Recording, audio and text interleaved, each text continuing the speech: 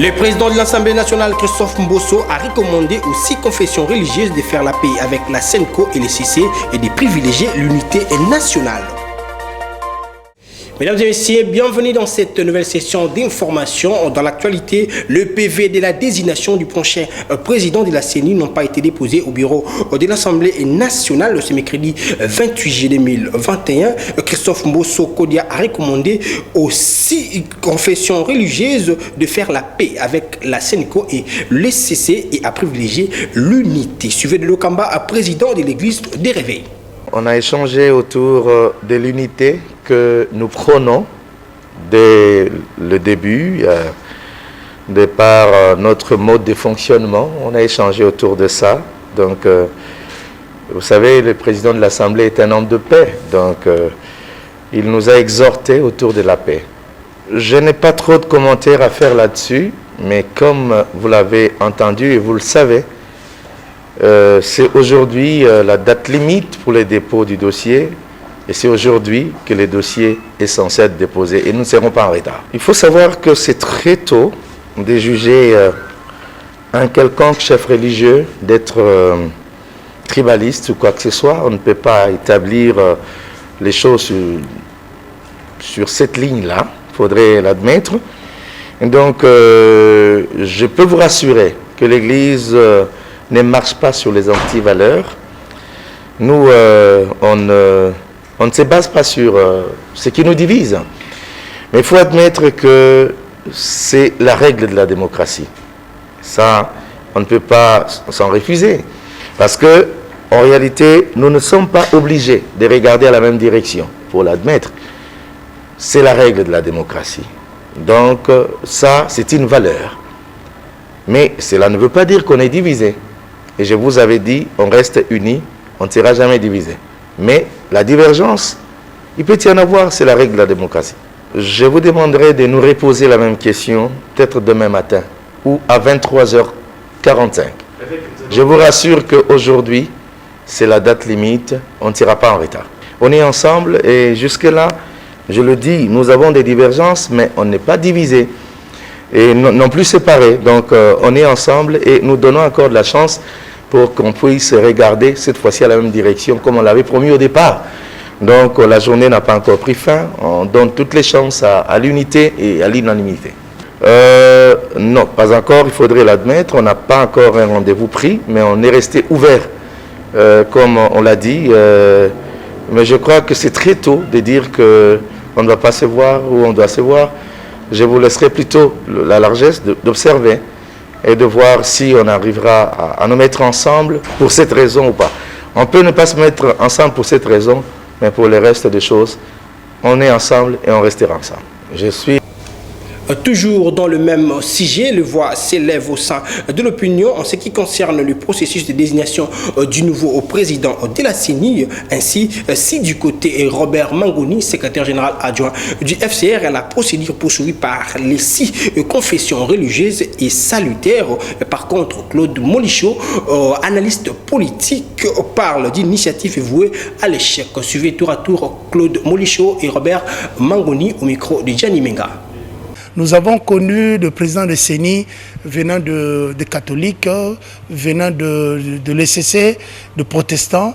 Et si quelqu'un vient de Kimbanguiste pour la première fois, si quelqu'un pourrait venir de salutistes pour la première fois, si quelqu'un pourrait venir également de musulmans pour la première fois, question de voir. Donnons le temps au temps. Avec beaucoup plus d'expérience, nous aurions à avoir un bon résultat. Moi, je pense qu'ils doivent se surpasser, donner le meilleur d'eux-mêmes et donner de quoi ils sont capables d'accepter aussi les autres. Moi, je pense que comme il n'y avait pas consensus, il fallait qu'on revienne sur le vote. C'est ça la procédure. Même si Denis Kadima, Kazari passait, mais la procédure devait être respectée. On n'a pas respecté la procédure. Maintenant, aujourd'hui, on est en train d'élaborer un PV dans un autre coin par des gens qui n'ont pas qualité. Et le président des séances ne va même pas signer ces procès-verbal. Et voilà, c'est un mauvais départ pour ces procédures de démocratisation, pour ces élections de 2023. L'affaire des élections, c'est une affaire de tous les Congolais, de toutes les composantes, toutes les forces en présence. Voilà pourquoi aujourd'hui, l'histoire nous rattrape. Quand on avait choisi Malonda, quand on avait désigné Malonda, mais il y avait des marches, des protestations, il y avait même des morts.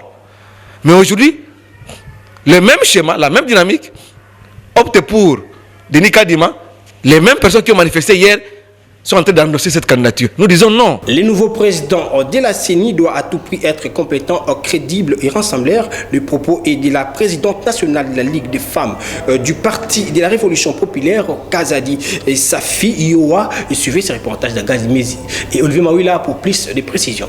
Réagissant au sujet de la désignation des nouveaux membres de la CENI qui regroupe la SENCO, ECC et les 6 confessions religieuses, la présidente nationale de Ligue de femmes du Parti de la Révolution populaire, Kazadi Safi-Yoa, précise ici les attentes de la population basées selon elle sur la compétence et l'esprit crédible à ces nouveaux présidents.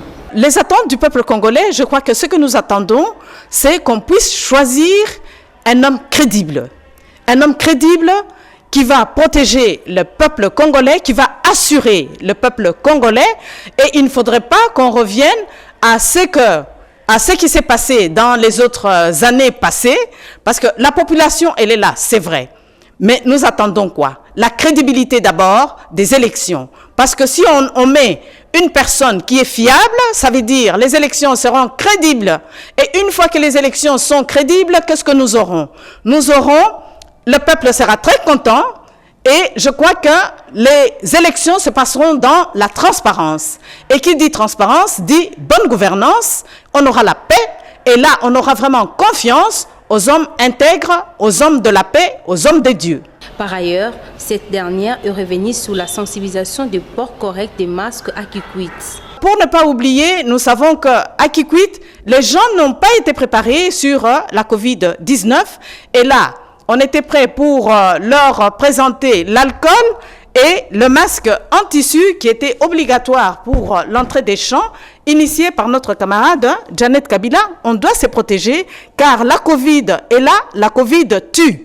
Il faut rappeler qu'en juillet 2020, le président Félix-Antoine Tshisekedi Tshilombo avait refusé de nommer Ronsard Malonda à la tête de la CENI pour cause les PV de désignation qui n'étaient pas signés par la SENCO, l'ECC qui engage la plateforme de confession religieuse. Malgré l'absence de l'Église catholique ainsi que celle de l'Église du Christ au Congo, aussi confessions religieuses ont désigné le mardi 27 juillet dernier tard dans la soirée leurs candidats à la tête de la CENI. Suivez cet élément de Ginelle Pézo. Pendant à peu près 9 heures du temps, les confessions religieuses n'ont pas trouvé un consensus autour de la désignation des successeurs de Corneille Nangaa à la tête de la Commission électorale nationale indépendante. En quoi le secrétaire général de la Conférence épiscopale nationale du Congo et porte-parole des confessions religieuses, l'abbé Donancé Cholet, les discussions arrêtées le mardi 27 juillet tard dans la soirée vont se poursuivre ce mercredi 28 juillet. On n'a pas conclu. Okay.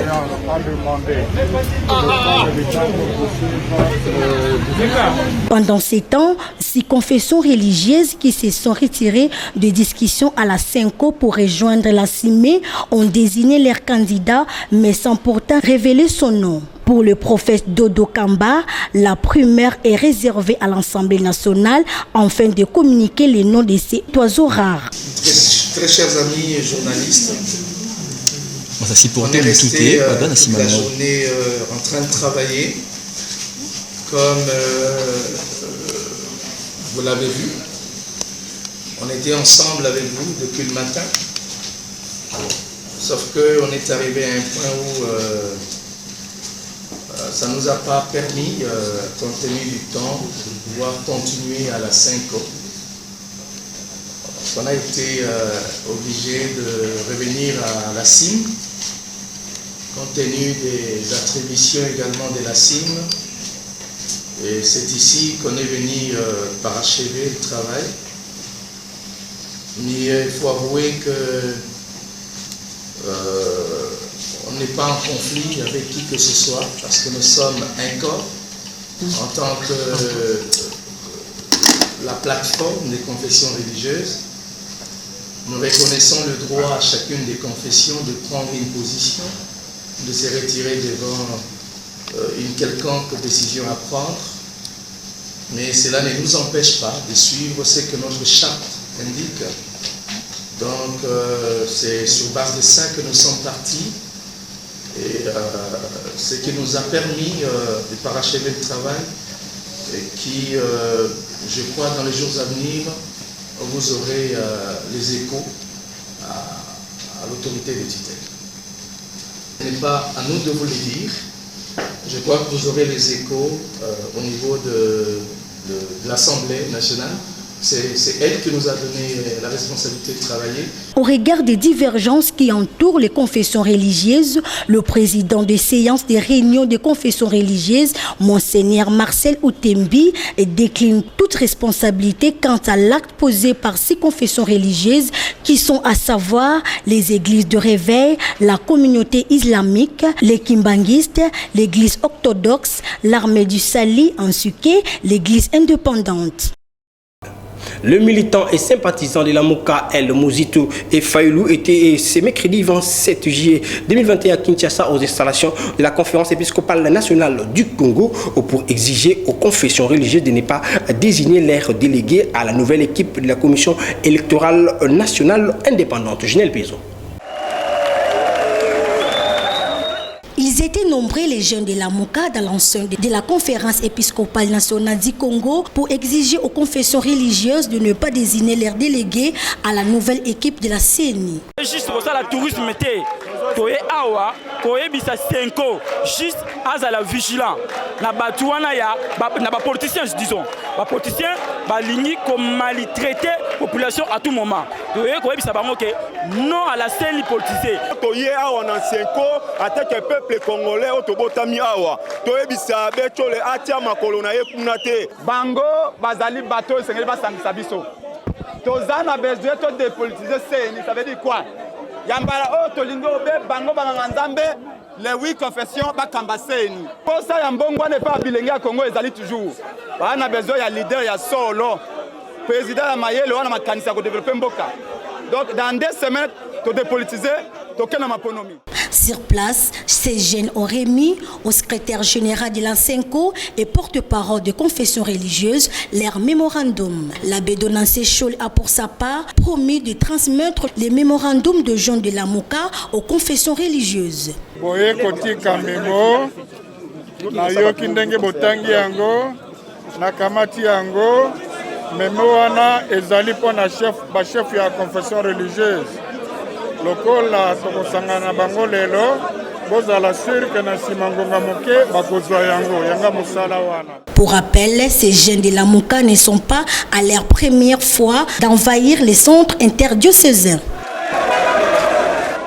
Changeons de chapitre à présent. Le Premier ministre Jean-Michel Samalukonde Kyenge a été reçu le mardi 27 juillet pour une réunion de travail par son homologue égyptien, Dr Moustapha Amadouli, dans son cabinet de travail au palais du gouvernement au cœur en Égypte pour parler du développement socio-économique et de la construction de la nouvelle ville Kitoko en République démocratique du Congo. Après un tête-à-tête à huis clos, les 2 hommes d'État ont présidé une séance de travail bipartite avec le ministre sectoriel et expert de 2 pays, la République démocratique du Congo et l'Égypte. Au regard des enjeux socio-économiques et politiques que représente le projet Kitoko New City en RDC, à réaliser par des consortiums des investisseurs et hommes d'affaires égyptiens, membres du groupe égyptien INCOM, les 2 chefs de gouvernement ont chacun exprimé des intentions de voir ces projets aboutir dans un partenariat gagnant-gagnant entre les 2 pays, tel que fixé dans des accords bilatéraux signés entre les 2 chefs d'État RDC-Égypte, le président de la République Félix-Antoine Tshisekedi de Tshilombo et son homologue égyptien Abdel Fattah al-Sisi au Caire. À en croire leurs proches, ces échanges entre les 2 chefs de gouvernement ont été très fructueux et utiles pour les 2 pays. Au regard de l'expertise égyptienne dans différents domaines, notamment l'énergie, la construction et les nouvelles technologies, le Premier ministre égyptien a rassuré son homologue congolais de l'indéfectible accompagnement de son gouvernement et des experts égyptiens aux actions du gouvernement Samalukonde.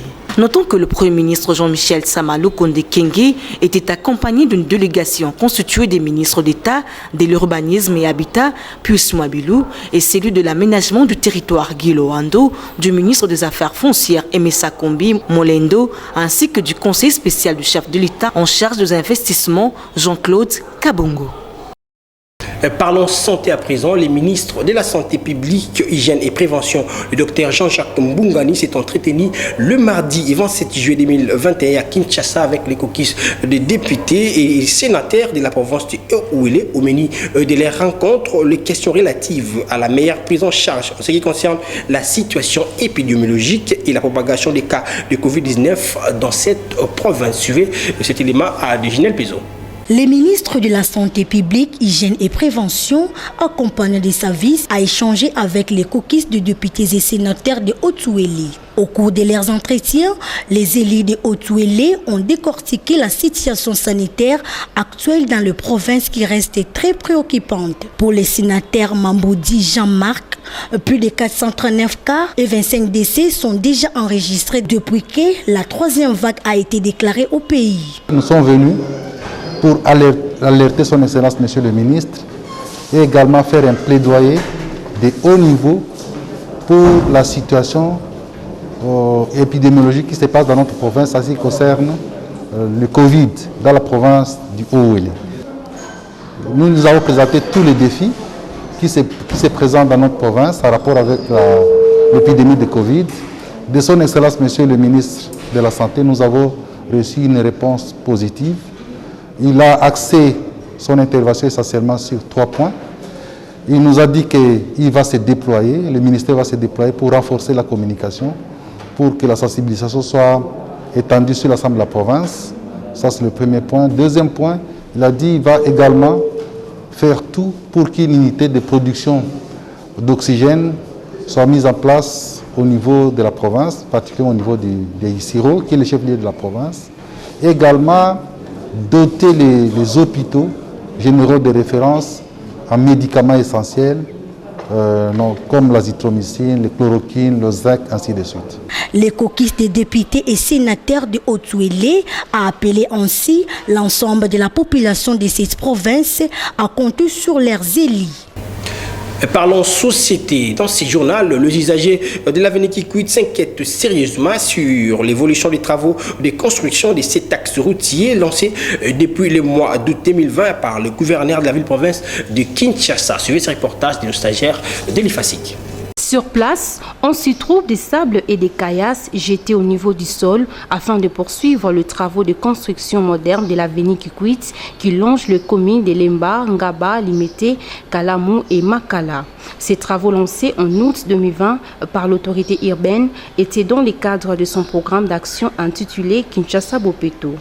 Aujourd'hui, après plusieurs mois, les usagers de cette avenue doutent de sa finalisation malgré son évolution à pas de tortue. Bon, c'est mon angeza précisément na nzela oyo ba kulutu na biso ba papa na biso balakaki biso pour na nzela oyo mais etikala ko sala maté et c'est mon abiso komona Fati Beton chef de l'État a réalisé vraiment projet oyo zalaki posa mitema na biso vis-à-vis na nzela oyo ayeba ko promettre biso yango lelo a réaliser ngo pe apesa ngo na société moko azo sala vraiment qualité kitoko ya nzela bon ba regret na biso zalaki vraiment tant musale bandaki ikatanaki vraiment pesa biso passe to mola ki vraiment nzela aussi la te mais kolela na biso comme ke pas gouverneur à ville na makile na biso pe posa mitema na biso to moni vraiment nzela zongi lisusu na ndenge tolingaki salama bazonge ba activité na bango en tout cas baza ko accélérer soko zali ko mona nde musale zali ko salama vraiment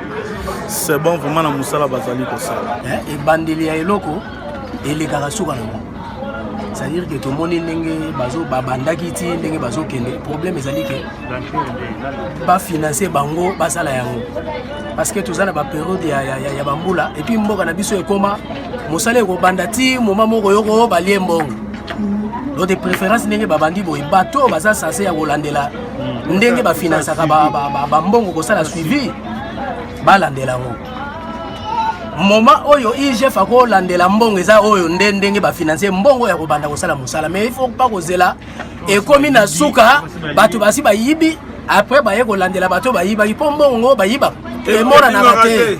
Cette interpellation des usagers de l'avenue Kikwit doit trouver un écho auprès du gouvernement provincial car ces travaux sont loin de se terminer. L'évolution des travaux de construction de l'avenue Elenguessa est un motif de satisfaction pour les usagers de ces coins de la capitale, mais ces derniers déplorent tout de même les difficultés auxquelles ils font face. Suivez cet élément des stagiaires de l'EFASIC. Lancé par le gouvernement provincial de la ville de Kinshasa, les travaux de construction de la route Elenguessa se poursuivent avec une accélération satisfaisante au vu de la population de ces coins. Comme vous pouvez le constater, avec l'explication de l'ingénieur conducteur des travaux, la route Elenguessa a une longueur de 6 km et de largeur chaussée 7 mètres.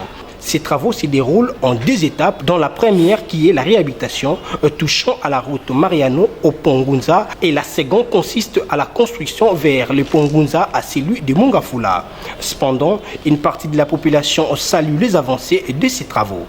nalobaki kutu na kosalisa mpenza bapolo tokolata ngo na Elenguessa 2023 toza na posa na yo ya fatini ata lisusu awa omona tolata bilongi na yo na Elenguessa awa na mosala kitoko ozosalela biso baumela na biso mpenza makasi na fete banda tokotami ana kotanga 1966 makada mputa motala mabani ngesi kotala ngo kamio na makala loko ata makala mpesa na biso depuis mon makala sala baleki bapesa makala moko maintenant tout est parti en tout cas parti béton D'autres par contre déplorent la lenteur avec laquelle les travaux se déroulent.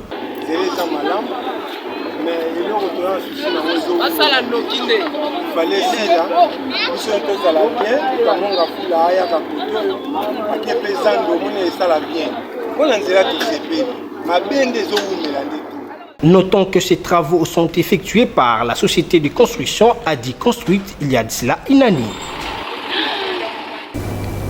Les habitants du quartier Ngomba dans la commune de Kisensu interpellent les autorités provinciales en ce qui concerne la desserte en eau potable dans ces coins de la capitale. Suivez cet élément. Plusieurs quartiers dans la ville de Kinshasa sont confrontés à la pénurie d'eau. Dans la commune de Kisenso, au quartier Ngomba, la population est obligée de parcourir de longues distances, parfois la nuit, pour se procurer en eau potable. 100 francs par bidon, comme vous pouvez le constater dans les images. C'est ainsi que cette dernière se contacte de l'eau de forage et de pluie qui répond à leurs besoins.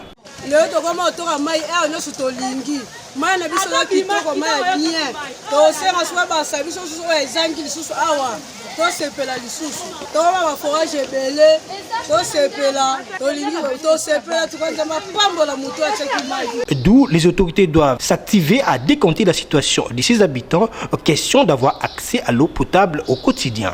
Et puis le quartier Louboudi dans la commune de Selembaou connaît un problème de la desserte en eau potable.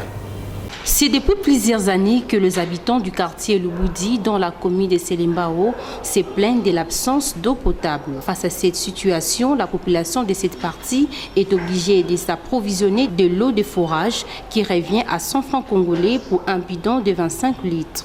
Très fatiguée, cette dernière fait appel à l'aide des autorités afin de diminuer les dépenses. na ndambu ebimaka te tozosalela kaka forage yango mpe ifo oza na mbongo so oza na mbongo te moyo toka mai eza te tozonyokwama makasi population ezonyokwama chaque 5 heures bato kolamuka bamosusu bazokata bango na bakuluna moye eza te eza na pasi ya mai se esali mbula mobimba totokaka lisusu te tokoma kosola mai ya forage bamikolo boye tosukola mai ya forage edeception malade tomelaka yango mpe te tokoma kosomba mikolo nyonso kosomba na kosomba. Donc beaucoup plus que toselisukisaka so mbula ebeti epuis na baforage déjà ede biso na pasi ya mai vraiment population esouffrir makasi na ntango mbula. Alors nous avons interpellé par l'autorité la vision compétente parce que l'effort est recouvrir biso vraiment la mai parce que expressément on va que mai ezali la vie. Alors ce que tant modèle aux anga mai moi tu deviens exaté. C'est un peu comme ça. Toujours souffrir ma casse. Ces habitants demandent aux autorités de trouver une solution pour cette denrée vitale et recommandent que l'eau puisse couler chaque jour de leur robinet. Parlons sport pour boucler complètement cette session d'information. Elle est revenue sur sa disqualification en 8e de finale des catégories de 67 kg en taekwondo aux Jeux Olympiques de Tokyo 2020 au téléphone de Ginelle Pezo. Elle, c'est l'athlète congolaise Naomi Katoka. C'est Naomi Katoka Kasumpata. Déjà, sur les réseaux sociaux circulent beaucoup d'informations. Sur ces, les journalistes ont invoqué un point sur la grossesse. Déjà, premièrement, je dirais, Naomi Katoka Kasumpata n'est pas célibataire, je suis une femme mariée, voilà. Donc, devenir grosse ne sera déjà pas un péché pour moi. Sera une bénédiction. Donc, déjà là, c'est pas ça les problèmes. Et allez vérifier parce que déjà tout se passe sur Internet. Allez vérifier sur Google où est-ce que les règlements interdits aux femmes enceintes, aux femmes grosses, de participer à une compétition. Déjà là, ça ne se fait pas. De deux, je ne vois pas dans une compétition où, avant que les athlètes compétissent, je ne vois pas dans une compétition où on fait faire aux athlètes les tests de grossesse.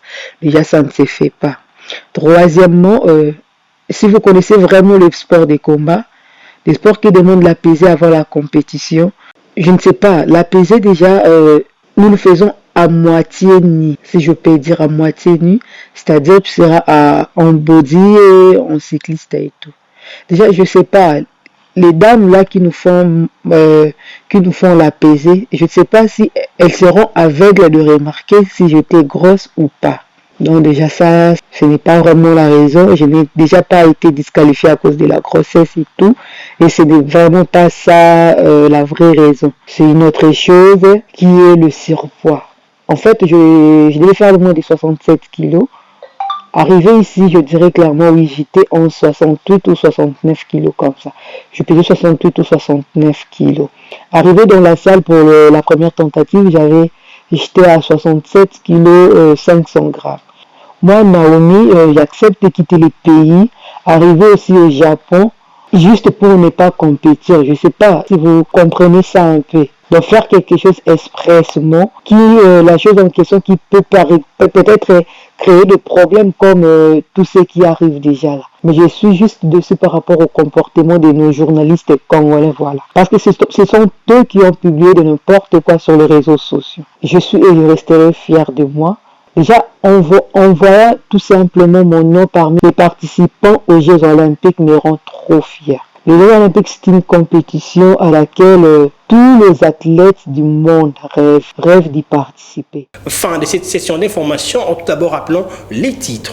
Le président de l'Assemblée nationale, Christophe Mbosso, a recommandé aux 6 confessions religieuses de faire la paix avec la SENCO et le CC et de privilégier l'unité. C'est ici que prend fin cette session d'information. Si vous avez aimé, dites merci à Junior Twendele qui a assuré cette édition, assistée techniquement par Chardeline Tseka et Guilain Mayamba. Prenez soin de vous car chaque jour est une vie. Au revoir.